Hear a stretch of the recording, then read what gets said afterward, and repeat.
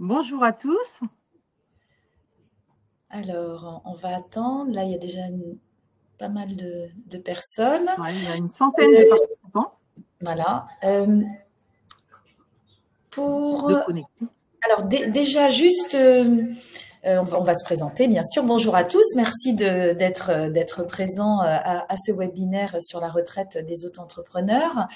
Juste pour vous indiquer un petit peu le planning, donc on a dit 20-25 minutes de présentation, après une dizaine de minutes de questions, mais vous aurez nos coordonnées, donc évidemment il y aura certainement d'autres questions, vous pourrez nous les poser par mail, etc., parce que sinon on va y passer 3 heures, on ne pourra pas bien sûr répondre à toutes les questions en 25 minutes, enfin en 10 minutes même de questions. Alors les questions, il ne faut pas les poser sur le chat, faudra les poser sur L'onglet questions. Vous avez un onglet en bas à droite qui est un onglet questions, donc vous pourrez les poser là. Voilà. Alors, donc on va démarrer tout de suite. Pour se présenter, donc nous sommes Lilycare en partenariat avec la FNAE qui nous a gentiment demandé d'organiser ce webinaire, avec qui nous sommes partenaires. Anita, je te laisse avancer. Oui. Alors, nos domaines d'expertise, très rapidement. Après, on va rentrer tout de suite dans le vif du sujet. Nous avons, on s'occupe de la mutuelle santé, mais surtout notre spécialité, c'est la prévoyance et la retraite du professionnel indépendant, quel que soit son statut, de la profession libérale à l'auto-entrepreneur. On s'occupe également de l'épargne, et puis on a aussi un catalogue prévention. On avance.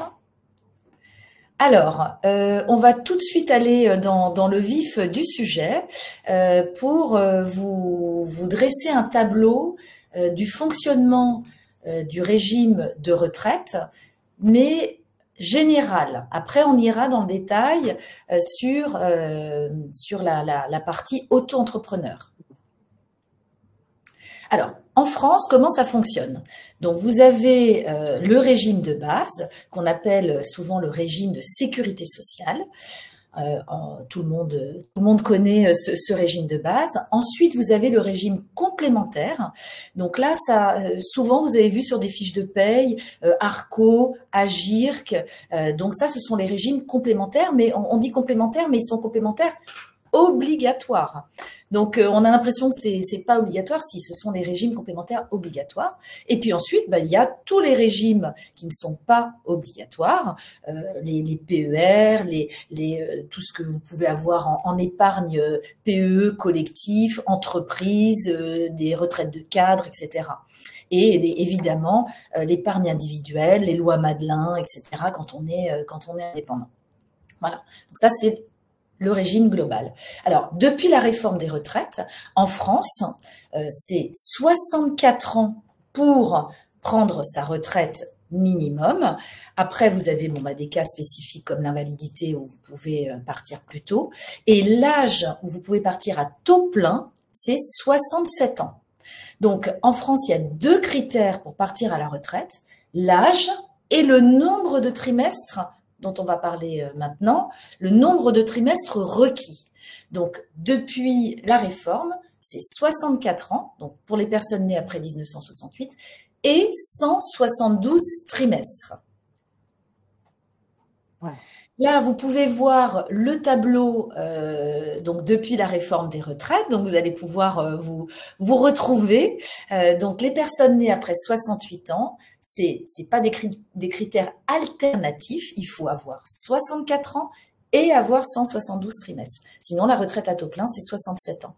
Voilà. Et toutes les personnes qui sont nées avant, donc vous voyez, il y a, par exemple, vous êtes né en 64, ça sera 63 ans et 171 trimestres. Donc, c'est mis en place progressivement. Voilà. Une petite aparté sur les carrières longues, parce qu'on ne va pas aborder les carrières longues aujourd'hui dans ce webinaire, mais les conditions de départ en carrière longue sont un peu... on peut partir un peu plus tôt, à condition d'avoir ces 5 trimestres validés avant la fin de ses 18 ans, 20 ans ou 21 ans. Donc ça, c'est des points spécifiques.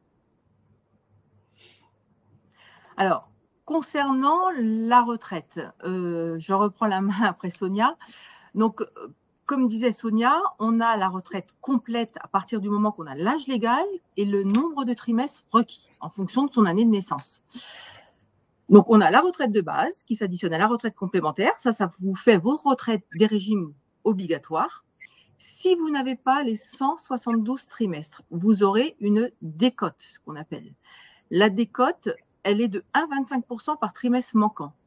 À l'inverse, ceux qui décident de travailler au-delà de l'âge légal et si dès l'âge légal, vous avez, si on prend ceux qui sont nés en 68, les 172 trimestres, eh bien, tout trimestre cotisé au-delà de l'âge légal vous donnera une surcote de 1,25%. Voilà, un peu le système.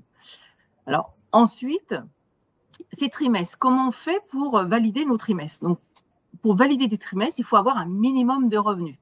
Donc, les trimestres sont validés en fonction donc, des revenus. C'est 1 782 € par an pour valider un trimestre. Et pour en valider 4, on est à 7 128 € par an pour valider 4 trimestres. Ces trimestres, il y a différents types de trimestres. On a des trimestres cotisés, donc des trimestres pour lesquels vous avez eu des revenus sur lesquels vous avez cotisé. Donc cela, il vous donne des trimestres en fonction de ces revenus, donc les 1 782 €. Vous avez également des trimestres assimilés. Ce sont des trimestres qu'on appelle des trimestres gratuits, liés à des aléas de la vie, comme la maladie, le chômage. Donc ça, ce sont quand même des périodes sur lesquelles vous n'avez pas forcément cotisé, mais vous allez valider des trimestres et qui vous permettront d'acquérir justement ces 172 trimestres.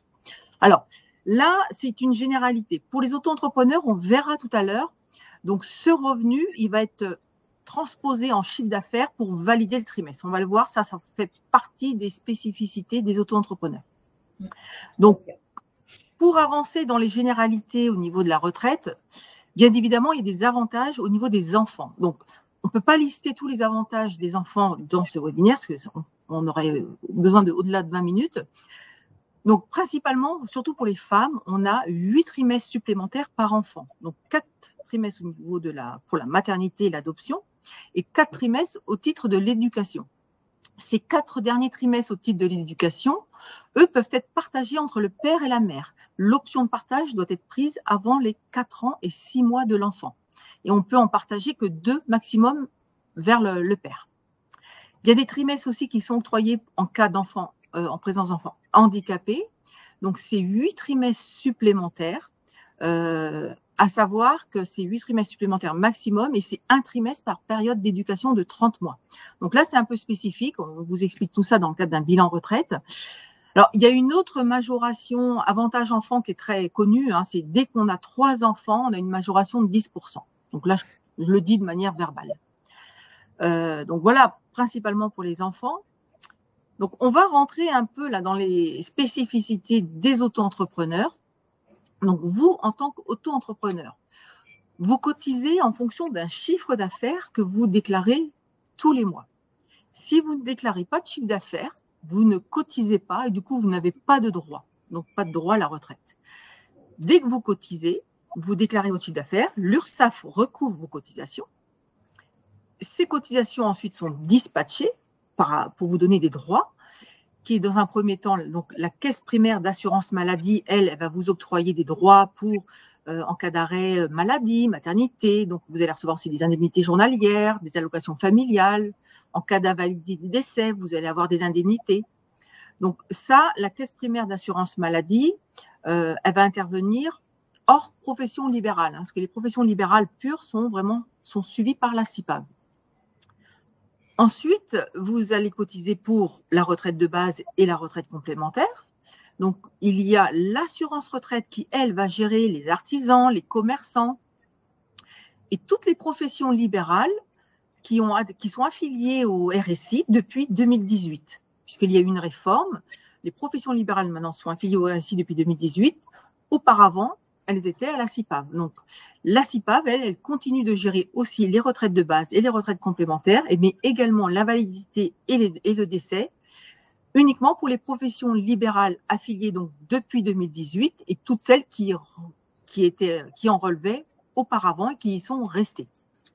Donc, à ce titre, vous vous bénéficiez d'une couverture sociale au même titre qu'un travailleur indépendant, voilà, tout en étant auto-entrepreneur.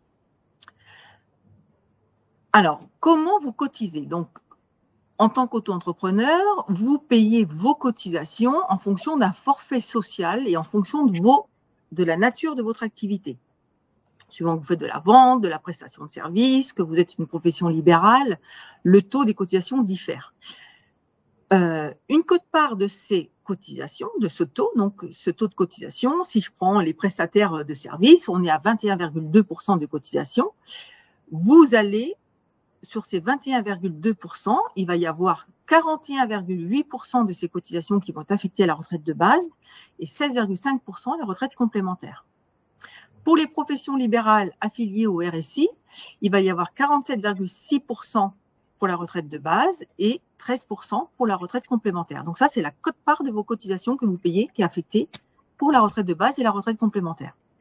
Et puis les professions libérales affiliées à la CEPAV, donc là, il y a une tranche 1 et une tranche 2, on est à 26 et 5,3 sur la tranche 2, et la retraite complémentaire, on est à 20,75%. Donc, vous voyez, ce ne sont pas toutes les cotisations dans le cadre du forfait social qui vont pour la retraite de base et la retraite complémentaire. Ce n'est qu'une quote-part. Ensuite, nous allons, donc, en fonction de ces cotisations que vous avez payées, on reconstitue un chiffre d'affaires qui va pouvoir répondre aux critères des 1 782 € pour valider un trimestre. Comme vous ne cotisez pas au même taux en fonction de la nature de vos activités, le chiffre d'affaires va varier en fonction de la nature de votre activité. Si je prends les activités de vente de marchandises, pour valider 4 trimestres en 2025, on sera sur un chiffre d'affaires de 24 612 € que vous devrez déclarer pour valider vos 4 trimestres. Pour des prestataires de services affiliés donc au RSI aussi, on sera à 14 280 € pour 4 trimestres. Les professions libérales affiliées au RSI à 10 808 € et les professions libérales affiliées à la CIPAV, on devrait être à 10 776 €. On attend une confirmation de la CIPAV pour les chiffres de 2025. Alors Anita, on dit RSI, mais en fait c'est SSI maintenant. Oui. Voilà, RCI, voilà, SSI, voilà, Sécurité sociale des indépendants. Exactement. Par rapport donc à votre retraite, il y a un point important qu'on n'a pas encore précisé, c'est que pour le calcul de votre retraite, donc il y aura un calcul de la retraite de base et un calcul de la retraite complémentaire. Pour la retraite de base, donc bien évidemment, aujourd'hui, vous êtes auto-entrepreneur, mais vous avez eu au cours de votre carrière peut-être différents statuts. Vous avez commencé par un statut de salarié, vous avez peut-être été profession libérale en tant que travailleur indépendant, mais au régime du réel, bien déclaré, non auto-entrepreneur. Vous finissez peut-être votre carrière en auto-entrepreneur. Voilà, donc suivant les statuts, il faut avoir au niveau de la retraite de base, hors profession libérale, le régime général, on va calculer votre retraite de base sur vos 25 meilleures années. Et cette retraite de base, elle sera plafonnée par contre à des revenus qui seront plafonnés au plafond de la sécurité sociale. À titre indicatif, le plafond de la sécurité sociale pour 2025, il est de 47 100 €. Donc, si vous faites 50 000 € ou 60 000 € de revenus, vous aurez une limitation du plafond, voilà, de la sécurité sociale, au plafond de la sécurité sociale. En tant qu'auto-entrepreneur, donc c'est un chiffre d'affaires qui est déclaré, d'accord? Ce chiffre d'affaires, après, il est transposé en revenu sur votre relevé de carrière. Donc, c'est le revenu après abattement, par contre, là, qui est pris dans vos 25 meilleures années. Donc, vous voyez, en tant qu'auto-entrepreneur, vous avez vraiment des particularités. Pour déterminer vos trimestres, on va prendre votre chiffre d'affaires avant abattement.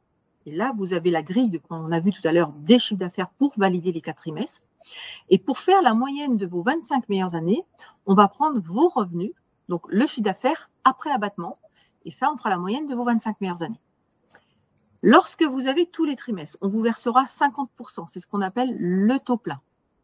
Et ce sera proratisé en fonction du nombre de trimestres que vous aurez validé en France. Au cours de la dernière année d'activité, si votre année n'est pas entière, elle ne sera pas retenue. On ne retient que les années pleines. pour la retraite de base. Donc ça, c'est la retraite de base du régime général. Pour la retraite de base des professions libérales qui relèvent de la CIPAV, là, vous payez des cotisations et vos cotisations sont converties en nombre de points. Et le point a une valeur au moment du départ à la retraite et on valorise votre retraite de base. C'est assez simple. Pareil, je me permets, Anita, pareil pour l'Agir Carco, que beaucoup ont cotisé, c'est en points en fait. Donc vous regardez votre relevé Agir Carco, vous allez avoir un nombre de points. Chaque année, la valeur du point est mise à jour. Vous allez la multiplier par la valeur du point, là en 2025, et vous allez pouvoir savoir très exactement combien vous avez en retraite. La retraite de la sécurité sociale, donc celle qui est juste au-dessus, bon, là c'est un petit peu plus compliqué évidemment à calculer, mais en tous les cas sur des retraites à points, c'est un peu plus simple. J'étais restée sur les retraites de base, c'est pour ça, parce que j'arrive sur les retraites complémentaires. En effet, les retraites complémentaires, au long de votre carrière, vous avez cotisé à l'Agir Carco, à l'IRCANTEC, en tant que travailleur au RCI, au SSI, à la Sécurité sociale des indépendants et à la CIPAV. Donc, chaque retraite complémentaire vous versera, en fonction des points acquis, une valeur du point au moment du départ, une retraite globale pour la retraite complémentaire. Donc, une retraite de base et une retraite complémentaire qui est très souvent et à chaque fois une retraite par point au niveau de la retraite complémentaire. Alors, là, on a vu les généralités au niveau de la retraite, donc retraite de base, retraite complémentaire, régime obligatoire. Pour optimiser ces retraites, qu'est-ce que l'on peut faire? Donc, on a vu qu'il fallait avoir un âge légal et un certain nombre de trimestres. Lorsqu'on n'a pas tous ces trimestres, on peut éventuellement faire un rachat de trimestre pour partir dans de meilleures conditions.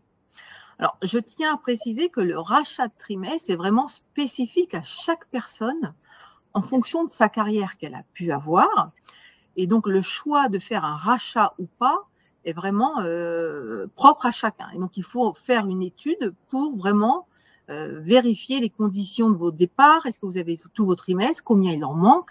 Et s'il faut faire un rachat, dans quelles conditions? Combien ça va vous coûter? Et surtout, quel complément de retraite ça va vous apporter? Et de voir si c'est vraiment opportun, intéressant de racheter ou pas. Donc, tout ça, c'est fait dans le cadre. Ce qu'on fait avec Anita, c'est qu'on voit le retour sur investissement. Donc, par exemple, le rachat de trimestre, donc vous pouvez en racheter 12 maximum, vous en rachetez 5, ça va vous coûter 15 000 €, je dis n'importe quoi. C'est déductible fiscalement, donc vous allez pouvoir le déduire fiscalement. Mais en contrepartie, ça va me donner 50 € de plus de retraite. Bon, là, on projette sur une espérance de vie. On se dit, non, je vais pas du tout rentabiliser mon investissement. Donc, comme le disait très justement Anita, c'est que du sur-mesure puisque chacun a eu une carrière propre et n'a pas eu les mêmes revenus. Donc, on ne peut pas du tout faire de généralité. Tout à fait. Donc, c'est comme tu le disais tout à l'heure, Sonia, c'est déductible des revenus. Donc, le coût du rachat est déductible des revenus. Et on va pouvoir racheter des années incomplètes ou des années d'études supérieures. Voilà. C'est ce qu'on appelle, ça, c'est les rachats qu'on dit des régimes diffilions. Il y a un rachat spécifique pour vous en tant que profession travailleur indépendant, donc y compris les auto-entrepreneurs. En tant qu'auto-entrepreneur, vous validez 4 trimestres. Si vous n'avez pas validé vos 4 trimestres, vous êtes dans un dispositif de rachat au titre de ces années en tant qu'auto-entrepreneur un peu spécifique. Et il faut savoir que vous pouvez racheter dans un délai de 6 ans, à compter de l'année où vous n'avez pas validé vos 4 trimestres. D'accord? Donc ça, il faut être vigilant là-dessus, puisque c'est pas comme les premiers, là, où on est sur des années incomplètes et des années d'études, où là, il n'y a pas de limite de temps. Il faut évidemment racheter avant de partir à la retraite. Mais dans le deuxième cas, il faut vraiment, c'est dans les 6 ans. Donc, il faut bien contrôler sur vos relevés de carrière. S'il y a des années incomplètes, il faut agir assez vite pour voir si c'est intéressant de faire ce rachat. Le cumul emploi-retraite aussi, c'est un dispositif alors qui est ouvert à tous, salariés, travailleurs indépendants, auto-entrepreneurs, profession libérale. Donc, c'est un dispositif qui va vous permettre de percevoir votre retraite et de continuer votre activité professionnelle, donc auto-entrepreneur. Les modalités de départ en cumul emploi, de demande de faire ce cumul emploi-retraite sont un peu spécifiques, pareil. Lorsque vous avez le taux plein, c'est-à-dire tous vos trimestres et l'âge légal, Là, ça va être assez simple. Vous allez cumuler votre retraite avec vos revenus, sans limitation de revenus. Et vous allez avoir le double avantage, qui est dans le cadre de la réforme des retraites de 2023, de pouvoir cumuler, de générer, je veux dire, des nouveaux droits à la retraite. Ça veut dire que vous prenez votre retraite, vous continuez une activité professionnelle, vous allez continuer de cotiser, et là, les nouveaux droits sur lesquels vous allez cotiser, eh bien, vous pourrez demander une seconde demande de retraite, une demande de liquidation de retraite, comme on dit. Donc, il y aura 2 liquidations de retraite. Et puis, il y a ceux qui décident de partir avec la décote, qui n'ont pas le taux plein. Pour cela, le cumul emploi-retraite est également possible, mais avec plus de conditions et plus de contraintes, et particulièrement des contraintes de revenus limitées à ne pas dépasser. Donc ça, suivant le statut de chacun au moment du départ, on étudie quel est le revenu à ne pas dépasser. Il y a un troisième dispositif qui est très intéressant, qui est la retraite progressive. Alors, la retraite progressive, c'est plus un dispositif qui va permettre de réduire son activité professionnelle, hein, finir ses années professionnelles un peu plus en levant le pied. Voilà, en levant le pied, c'est ce que je cherchais, en levant le pied. Réduire son temps de travail. Donc, c'est vrai que pour un salarié, on va parler de réduction du temps de travail. Pour un professionnel, un travailleur indépendant, un auto-entrepreneur, on va plutôt parler de réduction des revenus. Donc, il faut au moins réduire ses revenus de 20% au minimum et au maximum de 60%. Les conditions de départ en retraite progressive sont spécifiques. C'est 2 ans avant votre âge légal. D'accord. Et il faut 2 ans, donc juste ces 2 ans avant, avoir au moins ces 150 trimestres au lieu des 172. Donc 150 trimestres, incluant les trimestres enfants. Et réduire donc son activité. Et il y a des contrôles de revenus qui sont mis en place après, en tant que travailleur indépendant, pour vérifier que vous avez bien réduit vos revenus. Donc ça, ce sont tout ce qui est rachat de trimestre, cumul emploi-retraite, retraite progressive, ce sont des dispositifs complémentaires qui permettent de voir les conditions de départ, de voir quelles sont les options optimum pour en fonction de votre situation personnelle. Voilà. Donc, on a fait un peu le tour sur les généralités et les bases de la retraite complémentaire. Je pense, Sonia, à l'instant que Laurent Elie ne nous a pas rejoint. Oui, la FNAE. Ben oui. Alors, peut-être parce qu'il il n'est pas en lien. Si, j'ai envoyé le lien, mais je ne sais pas. Donc, pourquoi faire… Ah, ben voilà, super. Ah, voilà, alors, j'étais juste caché. Très bien. Donc, pour terminer, parce qu'après on passe aux questions, pourquoi faire un bilan retraite? Donc, on l'a vu, hein, ce qu'on fait en général, c'est qu'on fait une reconstitution et une vérification de la carrière. Donc, on va vérifier si par rapport aux cotisations, ça a bien été pris en compte. On va corriger les anomalies identifiées, hein, notamment quand vous avez à travailler à l'étranger, etc. Il y a pas mal de choses à rectifier. On va définir l'âge optimal de la retraite. On va se dire, est-ce qu'il faut que je parte à 64, à 65, 66, 67, peu importe, ou plutôt pour ceux qui sont nés avant 68. Connaître aussi le montant de sa future retraite. Hein. Quand on est au courant suffisamment tôt de ce qu'on va avoir, au moins on n'est pas pris au dépourvu, on ne va pas se retrouver au pied du mur en se disant là, j'avais pas du tout calculé ça, c'est beaucoup moins que ce que je pensais. S'il faut que je rachète des trimestres, il faut quand même s'y prendre un petit peu à l'avance, ça prend un peu de temps. On va faire des simulations en fonction des différents scénarios possibles. Je rachète pas, je fais un cumul emploi-retraite, etc. Et puis, on va vous faire évidemment des préconisations pour optimiser au maximum le départ à la retraite. Donc, là, vous avez nos coordonnées ainsi que le lien sur le site de la FNAE qui vous donne également droit à certains avantages pour ces bilans retraite qui sont uniquement réservés aux adhérents de la FNAE.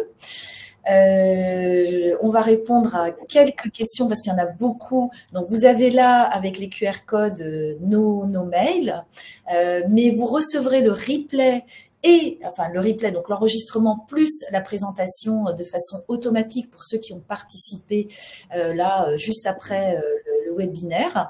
Donc, n'hésitez pas, vous aurez nos coordonnées. Si vous avez des questions, bien sûr, on y répondra. Alors, Anita, je vais prendre quelques questions. Auto-entrepreneur déjà à la retraite, est-ce que les cotisations serviront à quelque chose? Alors, déjà à la retraite, tout dépend un peu depuis quand. Mais si c'est à la retraite depuis au moins la réforme, oui, les cotisations serviront à quelque chose. Alors, il faut savoir que les nouveaux droits à la retraite, on peut avoir des nouveaux droits à la retraite sur la retraite de base et la retraite complémentaire. Pour la retraite complémentaire, attention, les nouveaux droits à la retraite, ce n'est possible qu'à partir de janvier 2025. Donc, tout ce qui était avant janvier 2025 pour la retraite complémentaire, il n'y a pas de nouveaux droits à la retraite. Alors, une autre question, dans le calcul de la moyenne, donc qu'on a vu tout à l'heure. Les 25 meilleures années, oui. Exactement. Est-ce que l'on prend les revenus totaux à chaque année? On prend la moyenne sur 25 ans et le résultat est plafonné au PAS, plafond annuel de la sécurité sociale, pour la retraite. Point d'interrogation. Oui, la question était très longue. Ce sont des calculs, comme on dit. Les revenus de chaque année sont limités. Voilà. Oui. Alors, par contre, comment ça fonctionne? C'est chaque année, vos revenus sont limités au plafond de la sécurité sociale. D'accord? Donc, ça veut dire qu'on va déterminer l'ensemble de vos années. On va mentionner vos revenus. Lorsque vous êtes en dessous, on retient, mettons, 25 000 €, un coup 27 000, un coup 30 000, 32. Hop, 47 100 si vous êtes au plafond de la sécurité sociale, et ainsi de suite chaque année. On fait la somme, on retient parmi toutes ces années les 25 meilleures, et on fait la somme de ces 25, et de ces 25 meilleures années, on divise par 25. Donc, on additionne les 25 meilleurs revenus, et on divise par 25. Donc, et chaque année, le revenu est plafonné. Je ne sais pas si c'est clair, ça répond. Si vous me permettez, je voudrais répondre à une question de Carole qui dit pourquoi les montants correspondant aux années auto-entrepreneurs ne paraissent-ils pas sur les relevés de carrière, contrairement aux années de salariés? Alors, tout dépend. Il peut y avoir plusieurs explications. Si vous étiez salarié et auto-entrepreneur, il n'y a pas de ligne distincte. Les revenus d'auto-entrepreneur, si vous êtes au régime général, viennent s'ajouter à vos revenus de salarié. Et comme vous ne pouvez pas avoir plus de 4 trimestres dans une année, vous n'avez pas de trimestre supplémentaire. Donc, les revenus sont bien pris en compte dans les revenus de l'année. Par contre, si vous êtes à la CIPAV, effectivement, ils n'apparaissent pas de la même manière.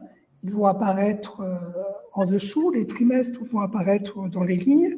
Et puis, si vous êtes CIPAV, il est possible également que vos revenus n'apparaissent pas, parce qu'il y a eu quelques petits bugs entre les années, on va dire, 2013, 14, 15, 16.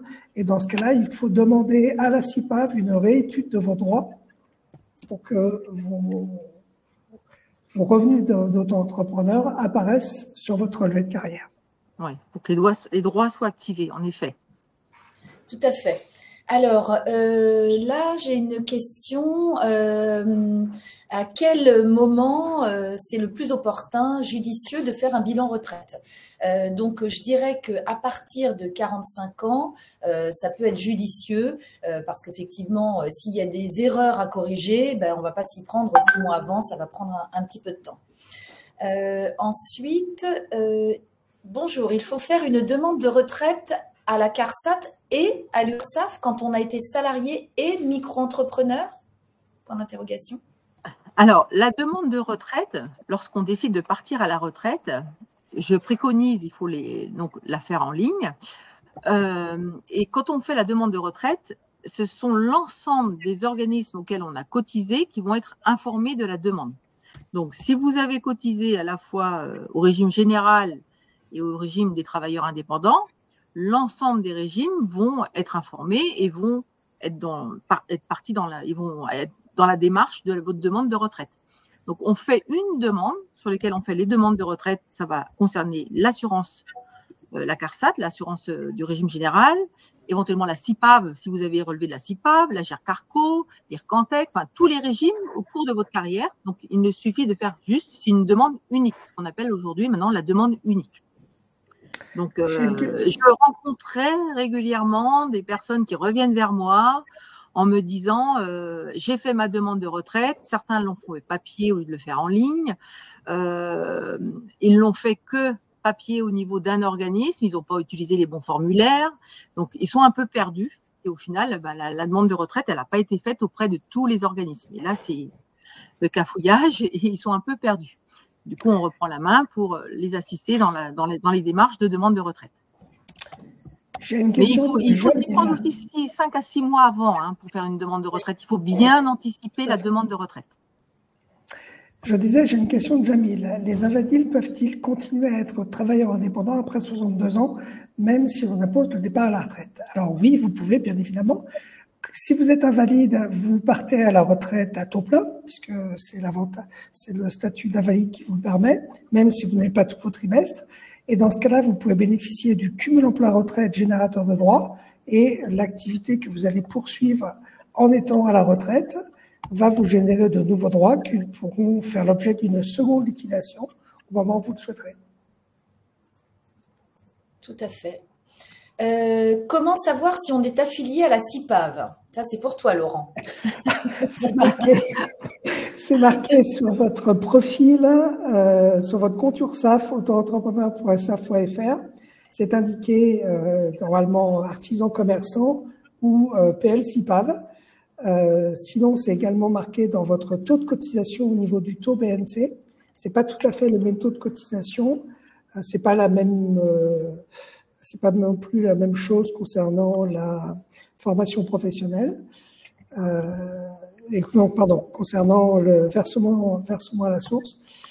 Et si vous ne savez pas, vous posez la question via votre messagerie à l'URSSAF si vous n'avez pas trouvé la réponse.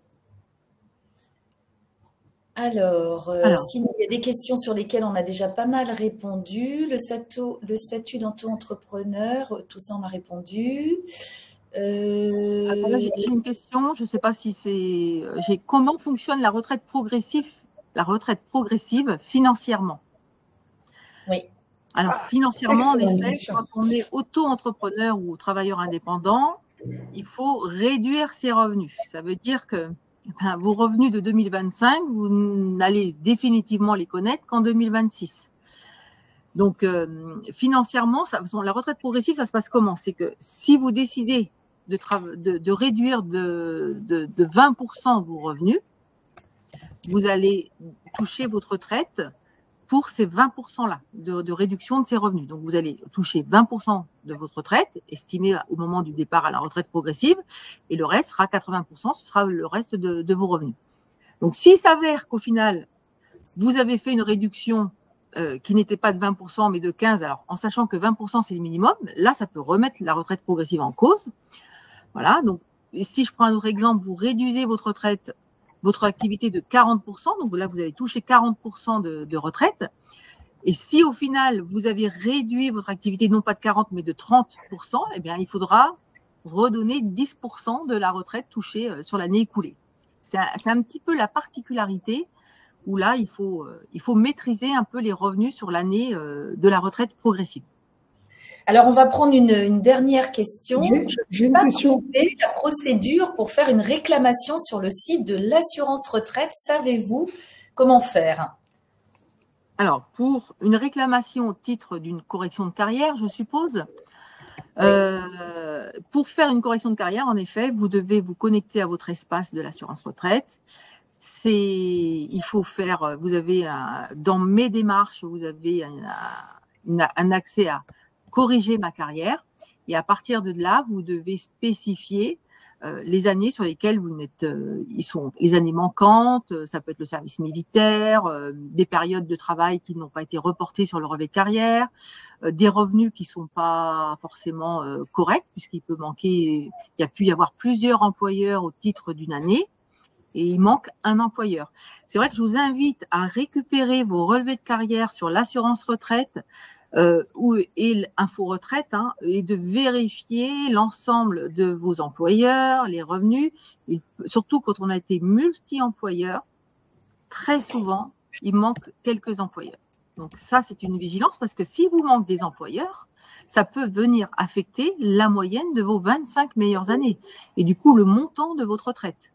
Donc c'est très important et ça peut aussi impacter le nombre de trimestres validés. Puisqu'on a vu qu'il fallait voilà, et la décote, tout est lié. Donc c'est vrai qu'il faut bien vérifier. Et on fait la démarche sur l'espace, on réclame. C'est pas simple, je le conçois. Si vous me permettez, on peut écrire je voudrais répondre à une dernière question qui me semble très intéressante de Roxane.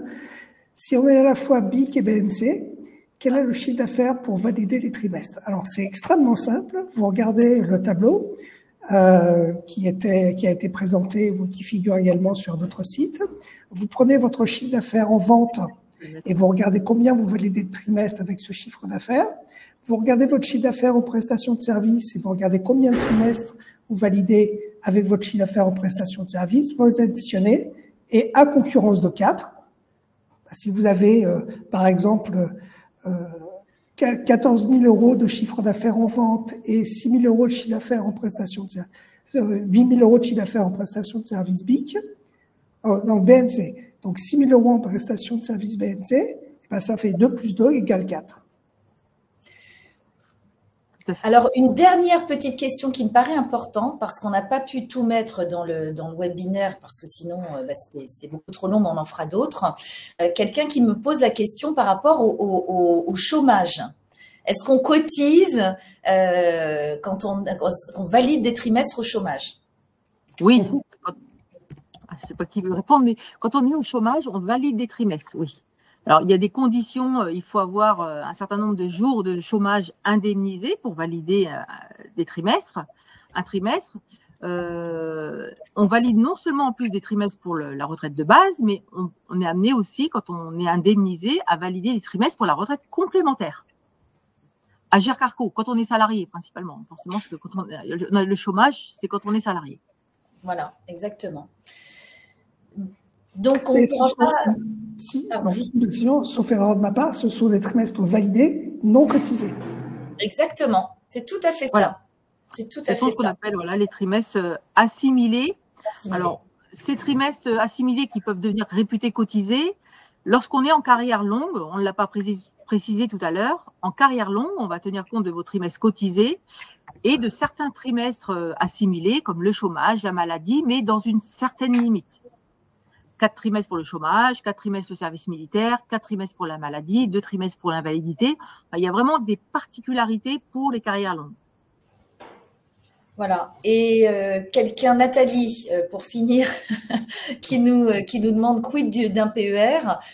Oui, effectivement, vous pouvez. Alors ça, c'est vraiment complètement, je dirais, de la retraite par capitalisation. Vous pouvez souscrire un PER pour votre retraite, mais c'est complètement en dehors des régimes de retraite de base et complémentaires obligatoires. Est-ce que… bon, on ne pourra pas répondre à toutes les questions. Malheureusement, s'il y en a beaucoup, vous êtes plusieurs centaines, donc c'est pas évident. Mais en tous les cas, on est à votre disposition avec la FNAE. C'est des sujets qui sont complexes, qui demandent également… voilà, en fonction des cas, on s'occupe également de tout ce qui est expatriation. Donc, pour les gens qui sont partis à l'étranger, on va récupérer les trimestres également à l'étranger. Donc, il faut savoir que si on est parti à l'étranger, il y a beaucoup de pays qui ont des conventions avec la France et on peut aller récupérer ces trimestres. Donc, ça évite des décotes et des rachats de trimestres. Donc, n'hésitez pas, vous avez nos coordonnées et on sera ravis de répondre et de vous aider. Voilà. Tout à fait, on est là pour ça. Donc, très bonne journée à tous. On a essayé de pas trop déborder, de respecter les délais parce que c'est un sujet vaste. Mais bien évidemment, il y a un autre webinaire qui est prévu en mars. Donc, on vous serez invité et vous pourrez avoir une petite piqûre de rappel. En attendant, vous recevrez donc le replay ainsi que la présentation détaillée, le support qu'on vous envoie immédiatement. Voilà. Merci à tous pour votre attention et à votre disposition. Merci. Au revoir. À bientôt. Bonne fin de journée. Au revoir. Au revoir à tous. Merci.